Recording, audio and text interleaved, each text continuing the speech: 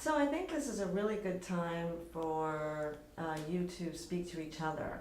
I want to thank you for talking to us, and I think we have a pretty good understanding of what your concerns are. So why don't you go ahead and turn your chairs towards each other? And Greg, why don't you start with telling us what it means to you to be a part of a neighborhood? Well, I think that for me, being part of a neighborhood probably means a lot of the same things. It means to you, um, you know, taking part in neighborhood groups and stuff, and keeping up your place, making sure it looks nice, um, and being a good neighbor on the street. And I'm sorry about the whole thing with when I first moved in. You came over. That was very nice of you to come over and bring the cookies with the neighbors and stuff. I mean, I appreciated that in the beginning, but I feel like after you came over and talked to me about the truck, I didn't feel like you were that friendly afterwards, and I expected, since it seemed like we were pretty upset with each other, that I didn't expect that you would take a greeting from me very kindly. And I always felt kind of like a bit judged. I mean, because of the truck, and because you said that everybody else in the neighborhood felt the same way about it. And yeah, I felt like I was judged as somehow, not belonging, and so it's not easy for me to go out and be friendly with everyone when I know that everyone thinks that I shouldn't be here. Well, it's not necessarily so much that you shouldn't be here. It's that, we're just expecting a neighbor who's going to participate in things. And so far, haven't seen anything like that. And I haven't really heard what you would do about your truck. I've just more heard, well, it's my truck and I have a right to have it here. Well, like I told you, I mean, I'd really like to participate in some of the meetings. And I'm telling you, I can't make it at that time. And I mean, I don't know, since I've never been, I don't know how big the meetings are and stuff. I set the meeting times. Really? I mean, we can have meetings on a weekend if you really think that you're going to be available for a meeting, but I don't want, the whole neighborhood is gonna make an accommodation and then you're not there, but, Well, the meeting times are, they have some flexibility. Well, if people would be willing to do that, I mean, for the neighborhood watch committee in particular, I'd definitely be they're on Tuesdays. If you could do it, I mean, as late as like 8 o'clock or something, I could probably make that, maybe be a tiny bit late or something. But Well, that's something that I certainly can propose to the committee, and I'd be willing to do that for you. I'd like to have some understanding about this truck. well, I mean, I would appreciate that, because I want to be active in it, but I'm telling you, I work all the time, and it's really difficult for me. Yeah, So thanks a lot. I would really appreciate that. yeah. Well, I don't want to seem aggressive or anything, but I mean, the whole issue that we have here is the truck, and I don't really understand what, other than, me just sort of, in the neighborhood, just bearing your truck. I haven't heard what you might do to help with this truck.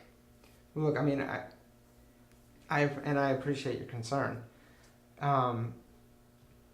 but really, I don't know what I could do about it, because I mean, that's really the only place I have to park. Like I told you, it doesn't fit in the driveway, and I just the closest place, I said 5 blocks, but the closest place to park is even more than 5 blocks away. And I feel like that's, you know, kind of unfair to me to have to walk that far So- every night. Really, you just kind of naturally expect that we should bear the burden of your truck. Well, what I'm hearing Greg say is that he would really like to be part of the neighborhood and understands your concern about the truck, Donna, and that right now he doesn't have an idea at the moment of what would be most helpful in terms of the neighborhood and the truck. I hear Greg's willingness to do something different, and I'm wondering how it is for you hearing that. You know, I guess I'm glad that he's willing, and so the question is, well, what actually are we gonna do? I haven't really been able to come up with anything. I had been thinking about possibly redoing my garage. I was thinking about doing this, you know, this is like kind of way off, like a year off or something. But I thought that was going to be, you know, a huge fight. I actually kind of almost thought about not doing it because, you know, I figured that everybody in the neighborhood kind of doesn't like me and would not, they'd all object to me doing any construction in the neighborhood because it would, you know, be 3 or 4 weeks of construction. But I had been thinking about redoing the garage, and if I did, I mean, I could do it so that it would be large enough to put the truck in. Well, yeah, I think that would go a long way towards alleviating, you know, one of the main issues that this truck is out there. If you're gonna, I mean, I've said from the beginning, can you park that truck somewhere else so that we don't have to look at it? Right, So I at least know, put it in I the know. garage. That's, you know, Now, I mean, fine. like I said, I mean, I was thinking about this. This was something. I mean, I was thinking a year out at least because, you know, I haven't put any planning into it because, like I said, I didn't know if it would be a big problem because, like I was saying, you know, I figured that all the neighbors would object to it because it's going to be construction for, like I said, a few weeks and. So I mean that's That's So- all I can say. So Donna and Greg, what I'm hearing is willingness from Greg to try and accommodate Donna's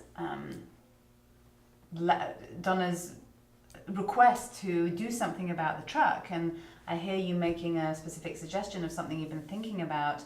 And what I was noticing, Donna, was while Greg was speaking, I noticed that you were sighing and you were looking away, and at one point you put your head into your hands, and I'm wondering if you could perhaps say a little bit about what was going on for you when you were hearing Greg talk about that idea.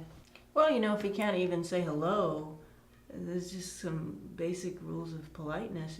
You know, yeah, it's, I don't know. So you'd really like Greg to say hello to you when he sees you on the street. Yeah. I'm happy to say hello, but I mean, I felt completely, you know, shut out from the neighborhood. And when I see people who I know don't like me, it's hard for me to say hello when I'm not gonna get a hello back, or you know, it's been hard for me, you know. Well, I don't know. I don't know that you can really say that you know people don't like you. I mean, I know some people who have been curious and wanted to know who the neighbor is, and you know, if Well, you're, maybe I got some, you know, just bad. Maybe it was a sort of some unfortunate consequences in the beginning, and possibly I took too much of it to mean stuff that it didn't. But I mean, I think it's legitimate that that's how I felt, and that's the reason. I don't want you to feel like I would never like you, or like I'm never gonna say hi to you, because that's not how it is.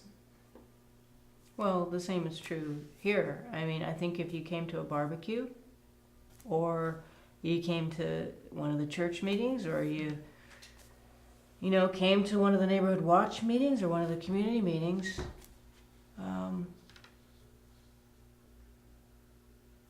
people might start to try to welcome you again. Well, I mean, like I said, I'd like to come to a community watch meeting, neighborhood watch meeting, and if I'm able to, I definitely will.